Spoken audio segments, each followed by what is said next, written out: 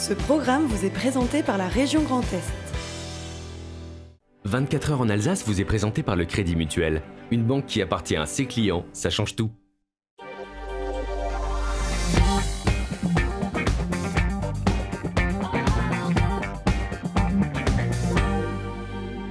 Madame, Monsieur, bonsoir, bienvenue pour une heure d'actualité 100% Alsace, 100% régionale. Je vous propose des terroirs tout à l'heure. C'est la tradition le jeudi, vous la reconnaissez, c'est Valérie Zago qui va à la rencontre des meilleurs vignerons viticulteurs. Tous les jeudis au mois de mars, un zapping actualité de la semaine sur Alsace 20 et ces images sont réellement d'actualité. Il s'appelle Marek Alter, écrivain militant de la paix, il publie « Pourquoi les Juifs ?» On reviendra avec lui sur ces profanations, notamment des tombes en Alsace. Elle est dans l'équipe de Pascal Obispo dans The Voice et Pia Studley. Elle nous arrive de Brumat et elle est en live ce soir avec nous. Elle va nous raconter son aventure. Avant cela, c'est le JT, Camille Roland.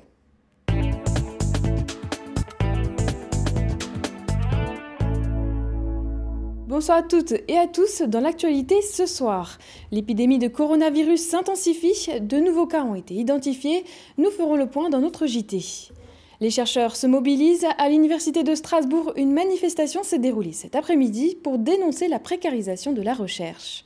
Et puis à Strasbourg toujours, 279 personnes ont dormi dans la rue la nuit dernière.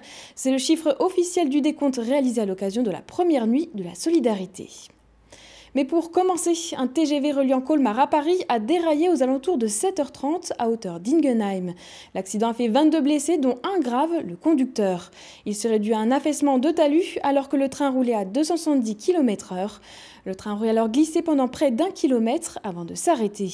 On écoute les représentants de la préfecture et de la SNCF au micro de Fanny Kunz. Il y a eu un glissement de terrain qui est quasiment arrivé, j'allais presque dire en direct, au moment où le train arrivait. Et donc il y a eu un freinage subi. Le train n'a pas, la motrice a déraillé, mais resté debout et le train est tout à fait en place. Donc au niveau des victimes, on déplore une personne, à savoir le conducteur, qui est en urgence absolue. Il a eu notamment un enfoncement de la cage thoracique dû au freinage. Et sinon, on déplore une vingtaine de blessés, mais de blessés légers, fort heureusement. Il y a une cellule d'urgence médico-psychologique qui a été mise en place dans le village d'Ingenheim, dans la salle polyvalente, où donc les personnes seront reçues. Et puis après, elles seront acheminées vers Strasbourg par la SNCF dans des bus. Sur cette ligne à grande vitesse, c'est la première fois qu'on a un affaissement de terrain sur la voie. Les causes de l'affaissement de terrain seront déterminées à l'issue de l'enquête qui sera menée. En tout cas, le TGV est resté debout, en ligne, à 300 km/h et je voulais saluer la mobilisation de tous les agents SNCF pour la prise en charge des clients et la rapidité de leur intervention. Une centaine de pompiers, 80 gendarmes et une dizaine de personnels du SAMU ont été déployés. À bord du TGV, ils étaient 320 passagers lors de l'accident. On écoute le témoignage de l'un d'entre eux. Le TGV il est parti comme d'habitude et au moment où il a accéléré, que je pense à 300 km/h, d'un coup on a entendu un choc mais énorme. En plus j'étais dans le premier wagon, c'est-à-dire juste après la locomotive, et le TGV a quasiment décollé. Quand j'ai dit, j'ai cru qu'on avait tapé un autre TGV ou autre chose, et il y a eu un raffut, mais un bruit incroyable, et ça ne s'arrêtait plus. C'est-à-dire que le TGV ne s'arrêtait plus. Il tapait de partout, les vitres se fissuraient, se cassaient. Et ce qui était incroyable, c'est que tous les gens du TGV se sont mis dans la position des avions. C'est-à-dire on s'est mis en position sécurité. Et ça n'en finissait plus et ça a fait jusqu'au moment où on a soufflé, quand ça s'est arrêté. Et je crois qu'il y avait quelques blessés dans ce premier wagon. On a été bloqué dans le TGV jusqu'à 13h. Après, on a été confinés et on a chacun pu voir soit médecin, soit soignant, soit psychologue. Mais une très belle organisation et des secours qui ont été très professionnels. Et puis le coronavirus continue sa progression. Le nombre de cas issus du rassemblement évangéliste de Mulhouse fin février ne cesse de croître. À ce jour, 10 personnes sont infectées et ont été hospitalisées, portant le bilan à 16 cas dans le Haut-Rhin et 5 dans le Bas-Rhin. Cet après-midi, une trentaine de chercheurs se sont réunis à l'Élysée autour d'Emmanuel Macron. Christophe Castaner a annoncé que les élections municipales des 15 et 22 mars seront maintenues. L'exécutif se prépare ainsi au stade 3 de l'épidémie, celui où l'on constate que le virus circule sur l'ensemble du territoire. Pour rappel, 377 cas et 6 décès ont été confirmés en France depuis le début de l'épidémie. L'université et la recherche se sont arrêtés partout en France ce jeudi. À Strasbourg, plusieurs centaines d'étudiants, de personnel de l'enseignement supérieur et de la recherche ont manifesté devant le patio. Avec le slogan « L'université ne cédera pas », ils ont fait entendre leur voix pour dénoncer entre autres le manque de moyens alloués à la recherche. Plus d'explications avec Cécile Motz. L'université et la recherche se sont arrêtés pour la journée. Contre la précarisation de l'université, contre la réforme des retraites et la loi de programmation pluriannuelle de la recherche. Pour les professionnels et les étudiants de Strasbourg, c'en est trop. Les enseignants-chercheurs tirent la sonnette d'alarme. Le déclenchement, c'est cette fameuse loi de programmation pluriannuelle de la recherche. Elle généralise le financement de la recherche sur appel à projet, au détriment des financements pérennes qui sont fondamentaux pour la recherche à long terme, en fait, dans les laboratoires, quels qu'ils soient. Moi, je me suis engagé là-dedans parce que, à l'évidence, nous sommes de moins en moins pour assurer les tâches, que ce soit au niveau purement de l'enseignement, de la recherche, mais aussi des tâches techniques. On va demander aux enseignants-chercheurs de revoir leur statut à la hausse, et en particulier sur le nombre d'heures statutaires d'enseignement. Et ça serait contraire évidemment à assurer nos deux missions qui sont l'enseignement et la recherche. Sylvie et Loïc, comme une quarantaine d'enseignants-chercheurs de l'Université de Strasbourg, se disent prêts à démissionner de leurs fonctions administratives d'ici avril s'ils ne sont pas écoutés par le gouvernement. L'Université de Strasbourg est passée de 42 000 à 53 000 étudiants en une dizaine d'années. Et dans le même temps, on a perdu 150 postes d'enseignants-chercheurs. Si le gouvernement retire la réforme des retraites, la réforme de la formation des enseignants et la loi de programmation pluriannuelle de la recherche, et décide par contre de programmer un investissement massif dans l'enseignement supérieur et la recherche, là, peut-être qu'on ne démissionnera pas. Selon les manifestants, la mobilisation d'aujourd'hui n'est qu'un début. La grève devrait se poursuivre dès demain. On fait le point maintenant sur le chantier du contournement ouest de Strasbourg. Le PDG de Vinci, constructeur et concessionnaire de la future autoroute, s'est rendu hier à Ittenheim, où sera installé le centre d'exploitation de l'A355, pour aller à la rencontre de ses équipes et suivre l'avancement des travaux.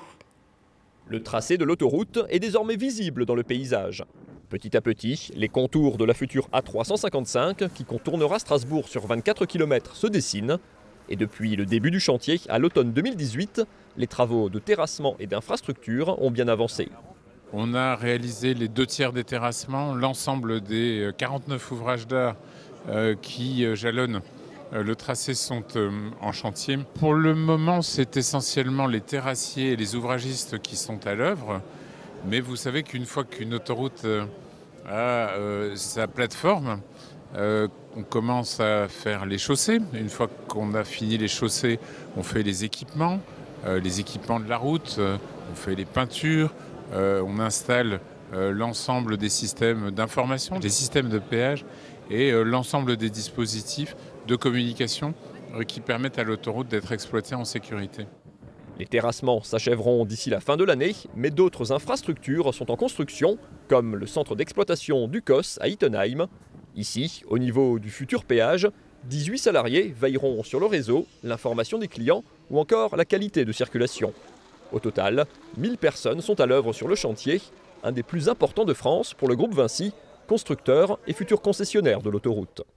C'est un projet qui met ensemble toutes les composantes du groupe Vinci, que ce soit les constructeurs, les terrassiers, les génies civilistes, mais également les gens en charge de la chaussée, mais également les gens de Vinci Énergie, et tout ça en bonne synergie avec les gens de Vinci Autoroute et de Vinci Concession.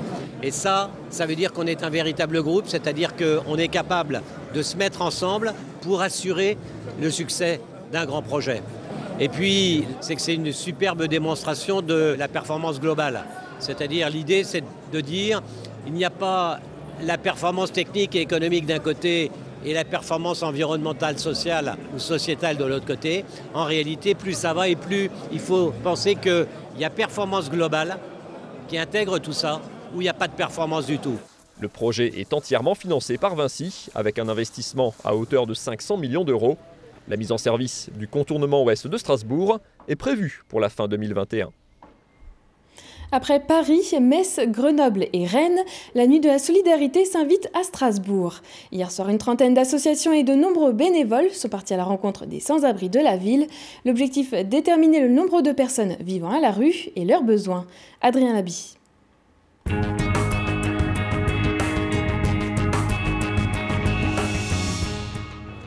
Il y a des nuits que l'on consacre à la fête, d'autres au repos.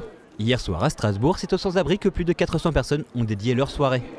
Organisée par un collectif regroupant 29 associations, la Nuit de la Solidarité entend réaliser un décompte du nombre de personnes vivant à la rue dans la capitale alsacienne. Pour quadriller l'ensemble de la ville en l'espace d'une seule nuit, aucune bonne volonté n'était de trop, et pour nombre de bénévoles, cette maraude était une première. La pratique de maraude ou d'exercices comme ça, non, pour moi, ça sera une première, même si évidemment je suis sensible à la question, donc ça m'arrive d'aller rencontrer des personnes, mais voilà, de manière organisée comme ça, non, c'est la première fois. On appréhende un petit peu effectivement parce que c'est totalement nouveau, on ne sait pas comment on va être accueillis, comment les gens vont nous recevoir, si ils vont vouloir nous parler ou pas, donc c'est vraiment nouveau. Par groupe de 5 ou 6, ils parcourent chacun un secteur de la ville, de quoi prendre contact avec les sans-abri et si possible leur poser des questions. Pour dissiper les inquiétudes et guider les nouveaux, chaque groupe est encadré par un maraudeur expérimenté. Ça se fait assez spontanément, je pense qu'en fait c'est surtout les bénévoles qui vont avoir de l'appréhension, parce que les gens dans la rue sont en général très sympas et ils sont jamais méchants, quoi. 20h, c'est le départ, les équipes quittent la salle de la Bourse pour rejoindre leur secteur. Cette nuit de la solidarité est une première à Strasbourg. Pour les associations engagées, les données recueillies permettront de renforcer leurs actions, mais aussi d'interpeller les pouvoirs publics. En 2019, 29 personnes avaient trouvé la mort dans les rues à Strasbourg. C'est pour avoir une photographie de combien de personnes et qui sont les personnes qui sont à la rue à Strasbourg, pour aussi montrer un autre chiffre que ce que peuvent produire les statistiques qui nous sont présentées en général. Et interpeller les candidats aux municipales dans un premier temps, puisque l'on est dans cette phase électorale. Quels sont leurs projets pour les personnes qui sont à la rue? Comment rendre la ville de Strasbourg plus accueillante pour les personnes qui sont en situation d'exclusion, quelle qu'elle soit? Mais aussi interpeller les services de l'État qui sont aussi en responsabilité de cette politique. À partir de 23h, les premiers groupes ont fini leur tournée. Fanny et son équipe reviennent tout juste de la place Kléber. J'étais sur la place Kléber, on était une petite équipe, on était 6. Et on a maraudé pendant 2h30, on a rencontré une quinzaine de personnes avec qui on a pris le temps de discuter, parfois un peu plus longuement, parfois de façon plus courte. C'était plutôt très réceptif et plutôt envie de contribuer à l'enquête strasbourgeoise. Les données recueillies sont compilées par l'équipe de la Nuit de la Solidarité. Selon un premier bilan, 279 personnes ont été rencontrées dans la rue, 245 d'entre elles n'avaient aucune solution d'hébergement. Chiffre qui, associé à celui des squats, structures d'hébergement d'urgence, hôtels et hôpitaux, porte le nombre de personnes en situation de précarité à 3290 sur la ville de Strasbourg. Et pour clore ce journal, voici l'image du jour, Oliviane. Si une partie des internautes alsaciens paniquent face au coronavirus, il faut aussi constater que ce dernier a particulièrement stimulé l'humour de nos concitoyens. Entre les divers détournements du port du masque ou les jeux de mots avec la bière Corona, c'est quand même la fausse petite annonce pour échanger un flacon de gel contre une voiture qui nous a le plus fait sourire. On vous laisse admirer. Voilà. Merci Oliviane pour cette image du jour. Camille, on accueille le plateau du soir. Venez, Piast Tudley, venez nous rejoindre. Vous êtes en compétition dans The Voice, on vous verra donc samedi. Et notre invité Marek Alter, on est ravis d'accueillir ce défenseur de la paix, cet écrivain. On va parler de ce livre-là, Marek Alter, Pourquoi les Juifs, juste après une petite page météo.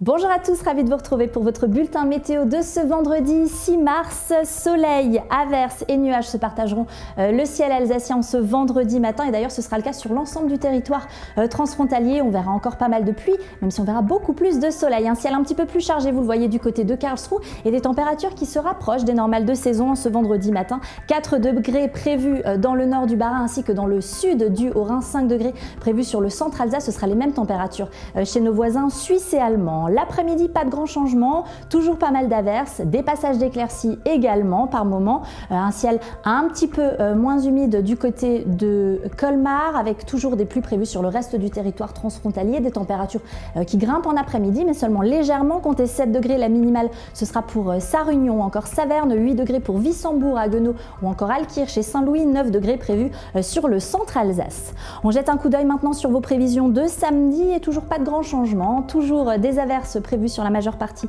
du territoire transfrontalier. Par contre, ce sera un petit peu plus sec dans le Bas-Rhin avec des températures qui pourront atteindre les 7 degrés en Alsace, 6 degrés dans la région du Bade-Wurtemberg et dans le nord de la Suisse. Vendredi, nous serons donc le 6 mars et nous fêterons les Colettes. Le soleil se lèvera à 7h pour se recoucher à 18h21. On gagne encore 4 minutes de soleil. Voilà, je vous souhaite un excellent moment sur Alsace 20 et je vous laisse dès demain en compagnie de Sada. A très vite, salut!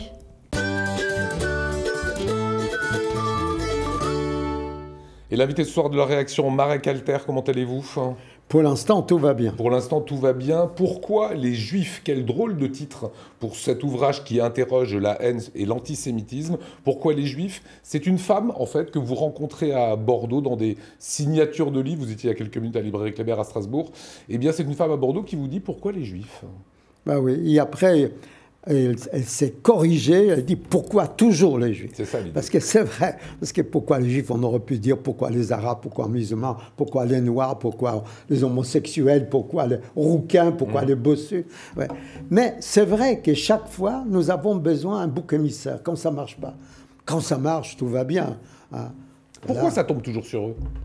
Voilà, c'est ça que j'ai essayé de comprendre. C'est qu'il y a un très beau livre. Il faut savoir que quand j'ai écrit ça, l'épidémie de la grippe chinoise, on n'en parlait pas encore. C'est fabuleux comment l'histoire rattrape l'histoire. Il y a un très beau livre de Jean Delumeau, un historien, que j'ai amené à Moscou pour donner des cours à mes étudiants, parce que j'ai 2 universités françaises en Russie. C'est la France, c'est moi qui l'ai créé. Voilà. Et il a écrit un livre, La peur en Occident. Il raconte le Moyen-Âge, comment les gens ne savaient pas où ils allaient.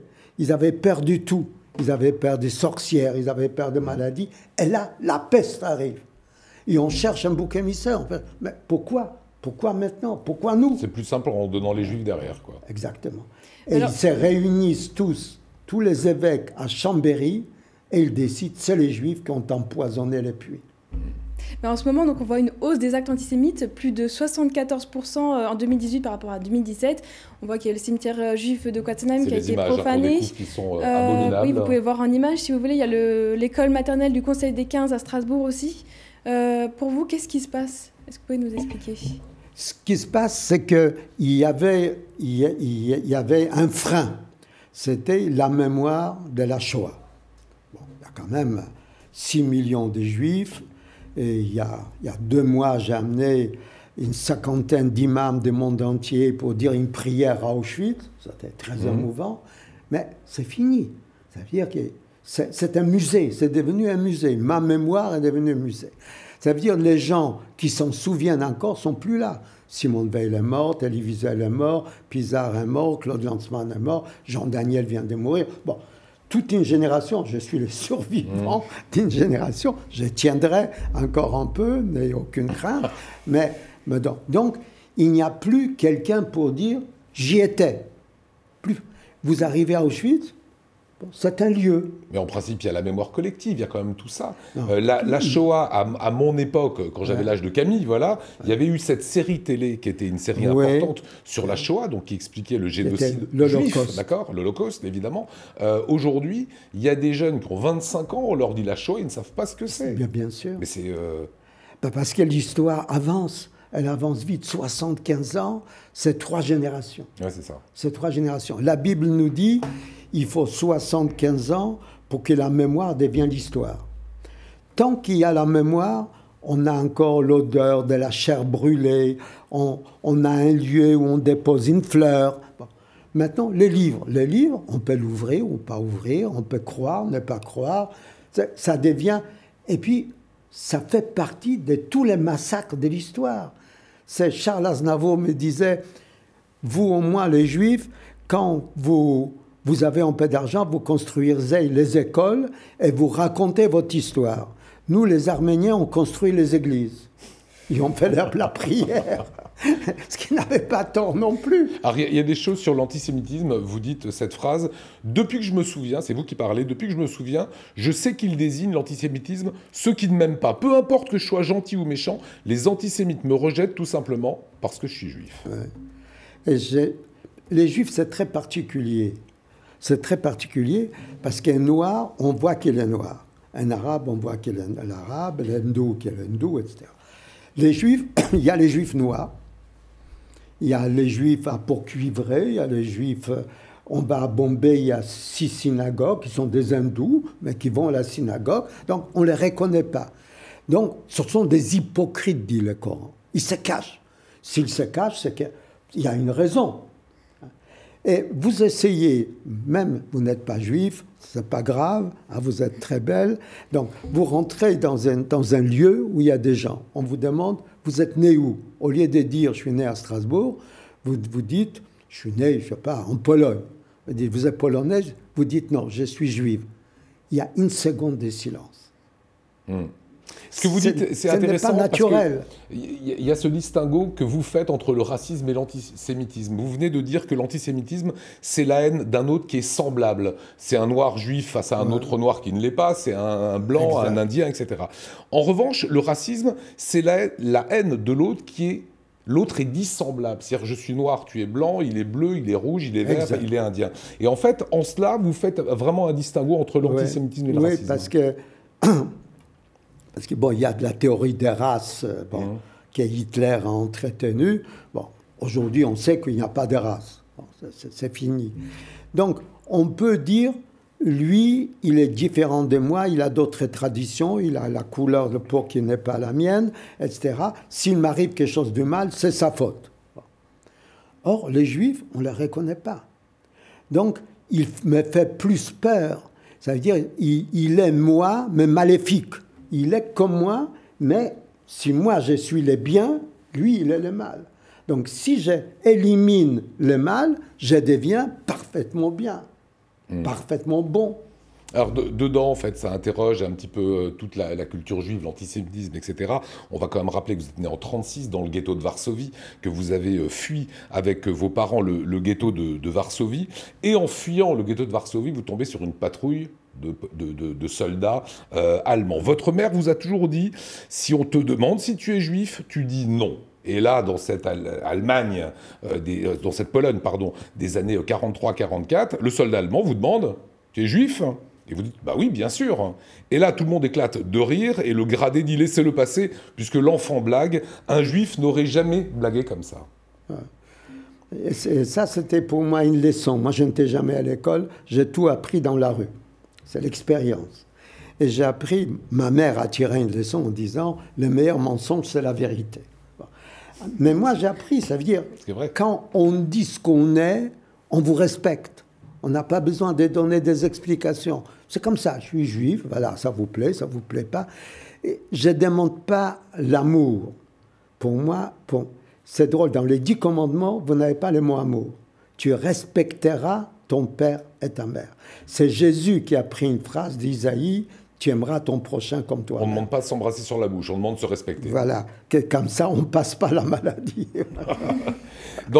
Et ça sera ma dernière question, j'ai évoqué un petit peu voilà, ce passé un peu incroyable. Et avant, puisque vous êtes arrivé il y a 10 minutes, je discutais avec Camille et Pia et je disais, ce monsieur a quand même rencontré Che Guevara en Argentine, Staline, Nasser, Sadat, Arafat, Poutine, Jean-Paul Sartre, vous en parlez beaucoup d'ailleurs, Simone Veil, Jean-Paul II reste l'une de vos plus belles rencontres. Je l'adorais.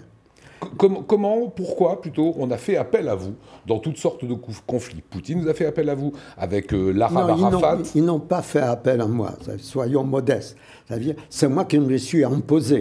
C'est ça. Ah oui, c'est pas. C'est dans ce sens-là. Oui, bien sûr.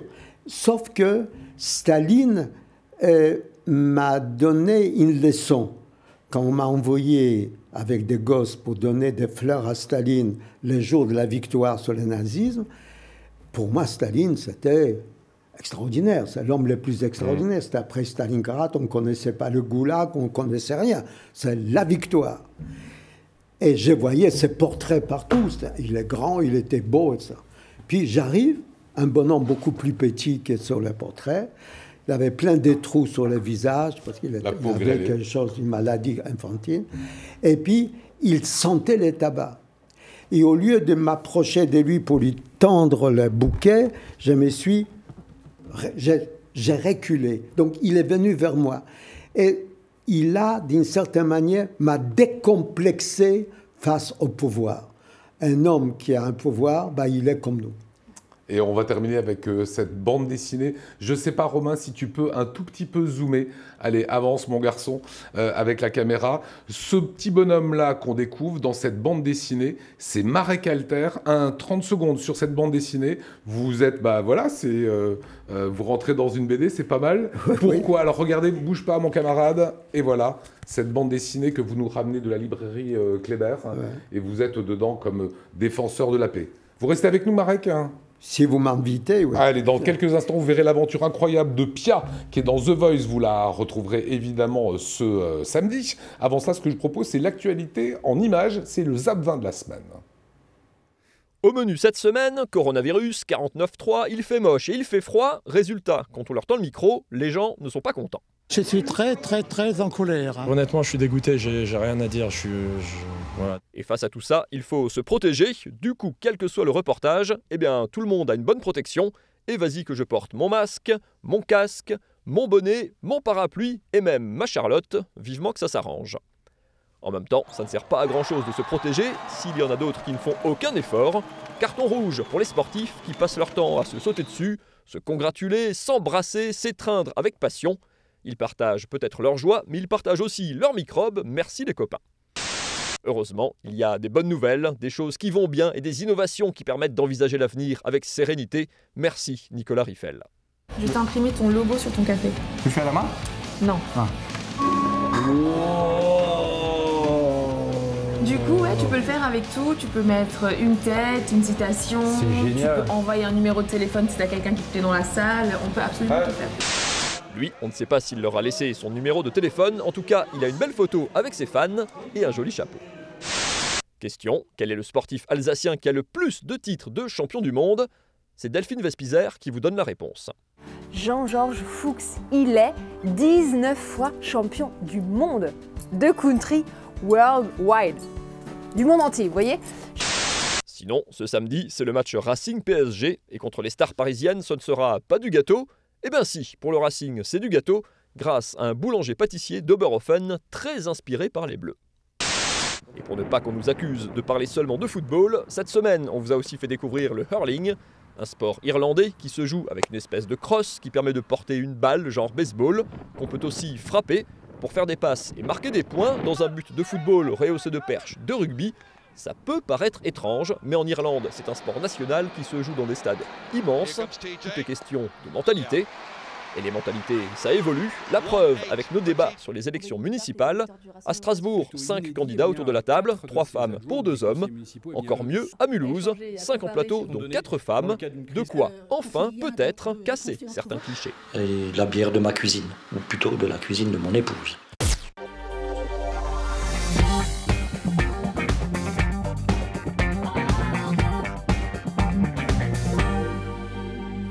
Qu'est-ce qu'on est content de recevoir Pia Studley sur ce plateau. Elle vient de Brumath, elle est dans The Voice. Comment allez-vous, Pia? Très bien, merci. C'est votre première télévision, sauf que vous êtes dans The Voice maintenant. C'est bon, les caméras, elles sont un peu plus petites ici, non? C'est ça. Mais là, c'est du direct. C'est la première fois que je fais du direct. Alors, vous allez d'abord, avant qu'on voit la performance, vous allez d'abord nous dire pourquoi vous vous êtes inscrite dans The Voice ou comment ça s'est fait. Alors, on m'a contacté via les réseaux et à ce moment-là, j'avais mis un peu la musique de côté, je voulais me focaliser sur les études.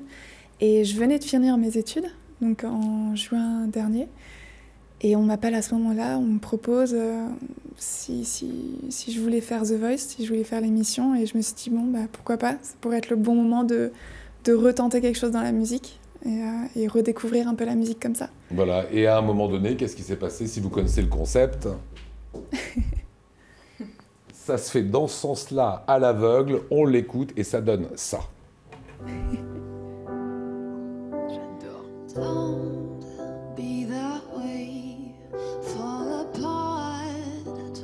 today. I just wish you could feel what you say. So never tell me, but I know you too well. Oh wow. Got a mood that you wish you could tell. Yeah. If teardrops could be bottled, there'll be swimming pools filled by models. Tell the mirror, would you know she's heard before?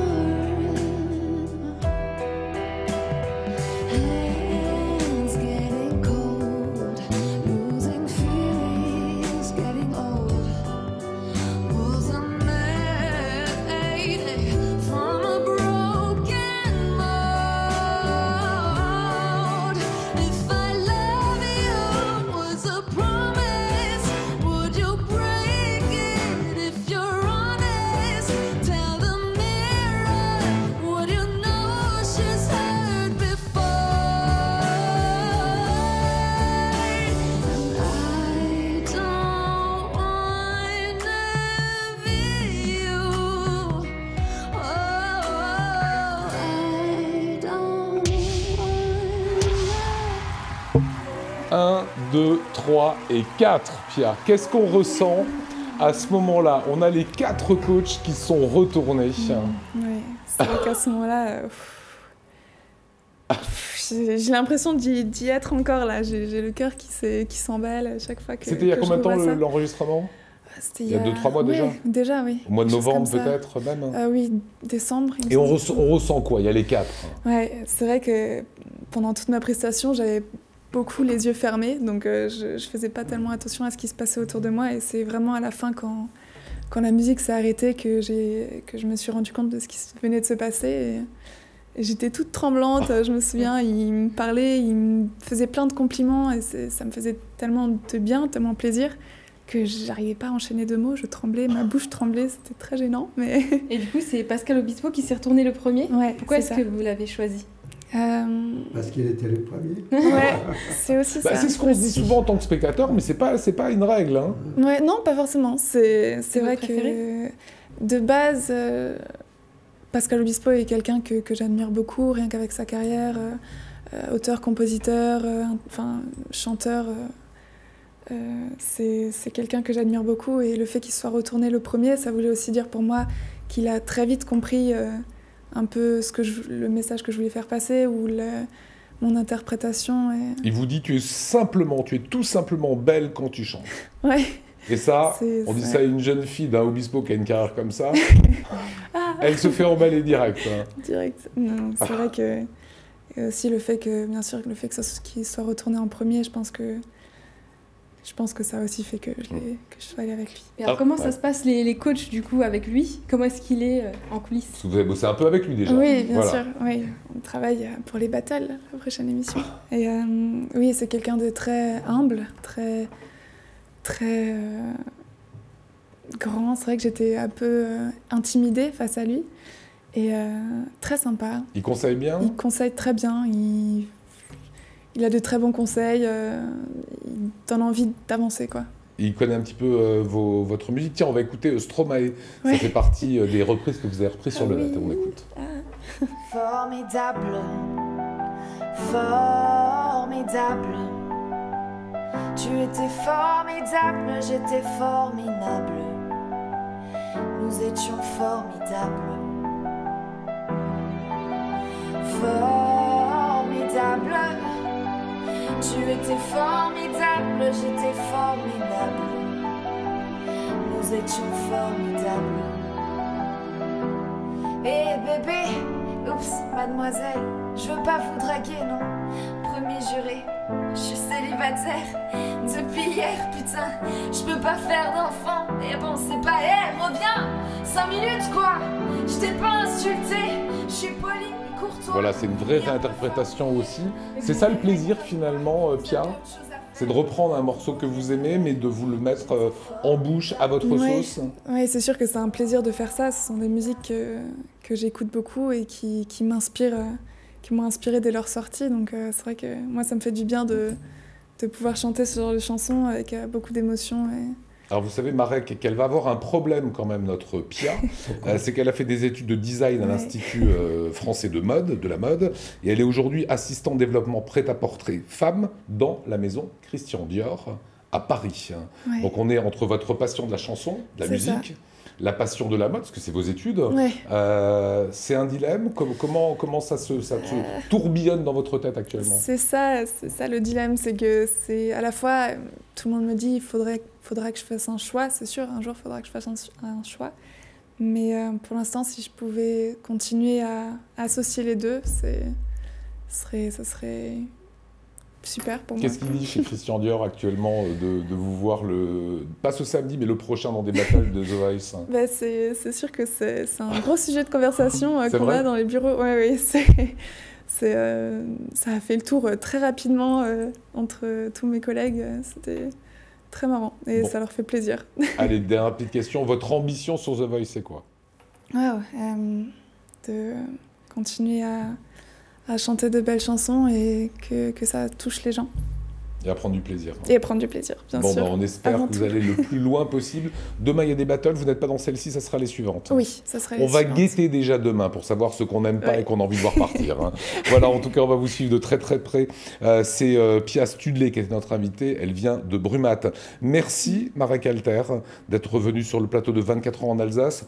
Pourquoi les Juifs, 75 ans après la Shoah, toujours pourquoi cette haine des Juifs? Merci en tout cas de nous avoir éclairé. Ce que je propose, merci Camille. Merci à vous. Voilà, c'est toujours un plaisir d'être avec vous. Ce que je propose, c'est de repartir dans l'actualité. Gros programme encore, magazine de la Cibar, du logement et de l'habitat dans quelques instants. Avant cela, c'est le Apicurien avec notre Valérie Zago qui nous présente les terroirs. Bonjour, aujourd'hui nous sommes au château de Kingsheim à la rencontre de la confrérie Saint-Étienne. Suivez-moi.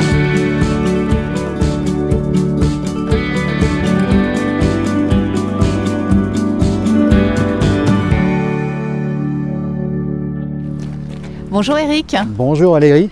Merci de nous recevoir aujourd'hui au château Kingsheim. Avec grand plaisir. C'est le siège de la confrérie Saint-Étienne. Absolument. Vous en êtes le délégué général. C'est exactement Donc vous êtes la bonne personne pour nous faire visiter les lieux, nous présenter la confrérie.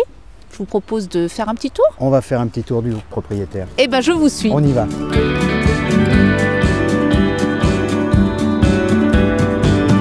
Alors nous voici dans une très belle salle pour parler justement de la confrérie Saint-Étienne. Oui. Donc l'une des plus anciennes de France. Son règlement intérieur daterait de 1561.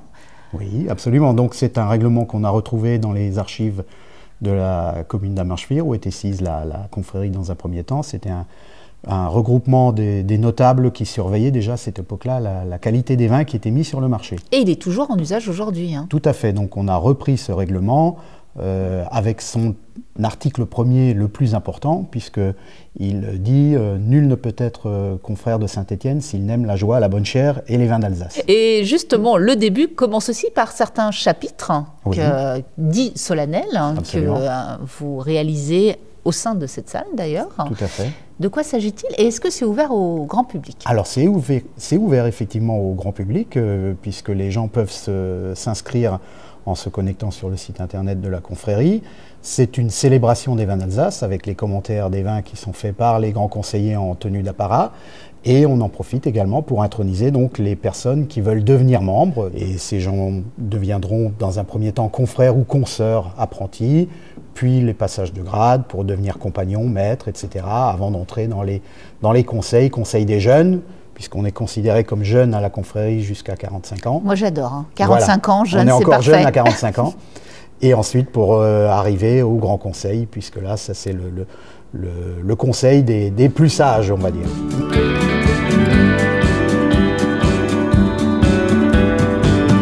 Éric, nous voici dans une nouvelle salle, parce qu'elles sont nombreuses dans le château. Oui. La salle qui va servir à la dégustation du fameux concours Sigil. Oui. C'est le concours qui a été créé en 1957 par la confrérie Saint-Étienne.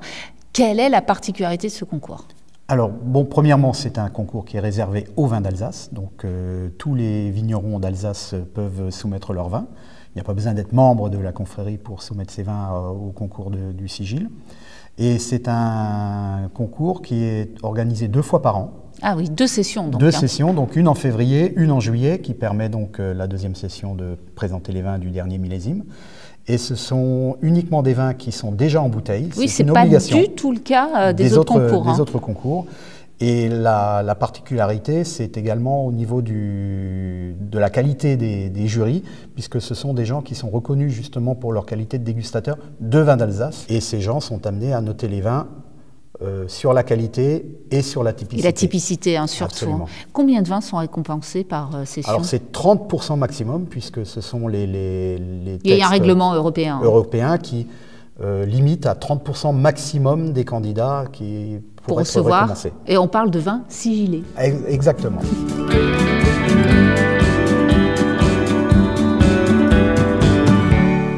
Alors Eric, nous voici dans la fameuse onothèque de la confrérie Saint-Étienne. Oui. Ça renferme combien de bouteilles? Alors à peu près 60 000 bouteilles. Ah oui, quand même. Il faut de la place. Il faut de la place. On est en pleine restructuration actuellement. Et c'est uniquement des vins sigillés, hein? Absolument. Donc là, ça c'est vraiment le résultat donc, du concours qu'on a évoqué tout à l'heure. Donc ce ne sont que les vins qui ont obtenu ce sigil de qualité qui entrent dans l'onothèque pour constituer véritablement la mémoire du vignoble alsacien. Et j'ai la chance, hein, vous m'avez servi une bouteille de la fameuse onothèque. Il s'agit de quel vin? Donc là, il s'agit d'un Riesling en Grand Cru Fürstentum 1989. Un Grand Cru à proximité de la confrérie. Voilà, donc le Fürstentum qui regarde la ville de Kinsheim. Et pour finir, quelle est la plus ancienne bouteille de la cave? Alors la plus ancienne, c'est une bouteille de 1834. Ah, quand même. Voilà, qui fait partie de la fameuse collection Méquillet. En tout cas, vous avez un joli patrimoine et je vous remercie de cette très belle visite. Et vous, je vous dis à vos verres et à jeudi prochain.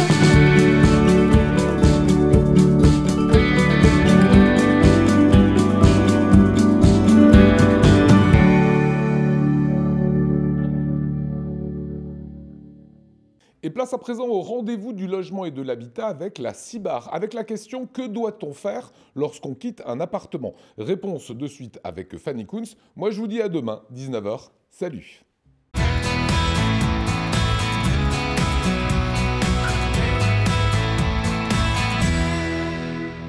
Bonjour à tous et bienvenue, c'est votre magazine du logement et de l'habitat en partenariat avec la CIBAR. Je suis heureuse de vous retrouver pour une nouvelle thématique. Aujourd'hui, nous allons rencontrer Dimitri qui va nous donner toutes les clés pour le jour où vous souhaitez quitter votre logement. Quelles sont les informations à communiquer à la CIBAR? Qu'est-ce que vous devez faire? Et surtout, ne rien oublier, suivez-moi.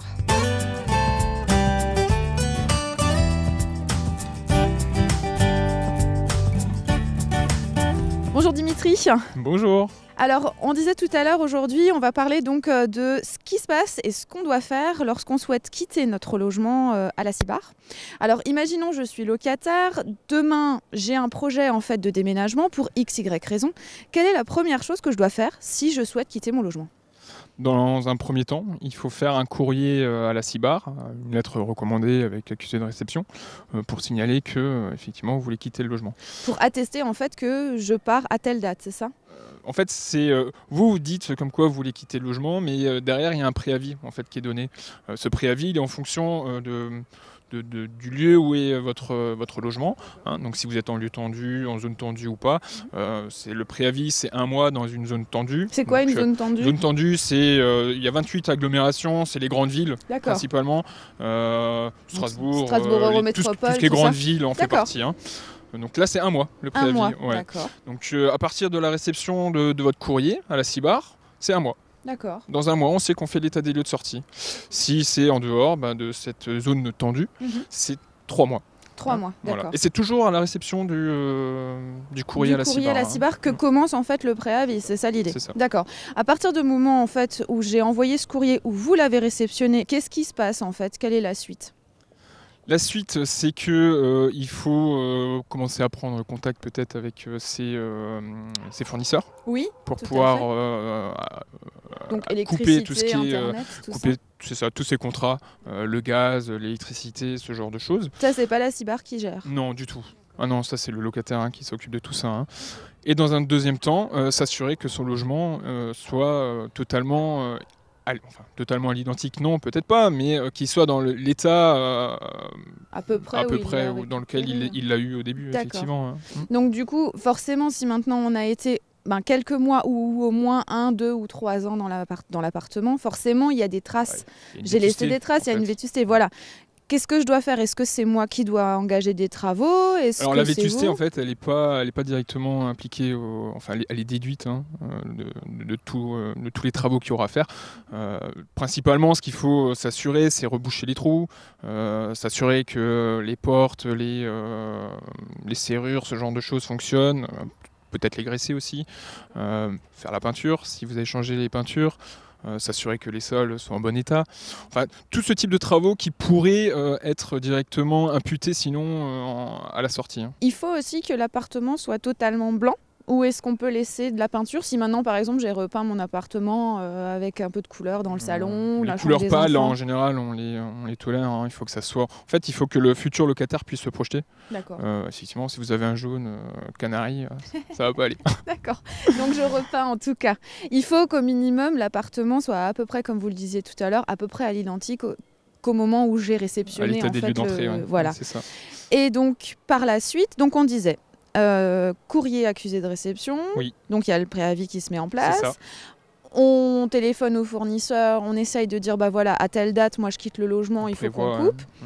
Entre-temps, on fait quelques menus travaux et à partir de ce moment-là, je peux quitter mon logement tranquille? Non, du tout. À partir de ce moment-là, en fait, il va falloir qu'on prenne forcément rendez-vous pour faire l'état des lieux de sortie. Pièce par pièce, on a un détail de ce qu'il y a au mur, la peinture, de les portes dans quel état, le sol il est dans quel état, bon, mauvais ou pas, les volets, les fenêtres. Tout ça, on va de nouveau le comparer à la sortie pour s'assurer que le tout soit dans le même état en fait. D'accord. Donc une fois que cet état des lieux est terminé, on ferme la porte, bonne journée, au revoir, tout va bien. Il faut nous rendre les clés quand même. Et maintenant, on va garder les clés. Déjà, dans un premier temps, effectivement, il faut qu'on signe, parce qu'il faut que tout le monde soit d'accord avec l'état des lieux de sortie. Moi aussi, en tant que futur ex-locataire, je dois signer parce que s'il y a des choses où je suis pas d'accord, comment ça se passe en fait?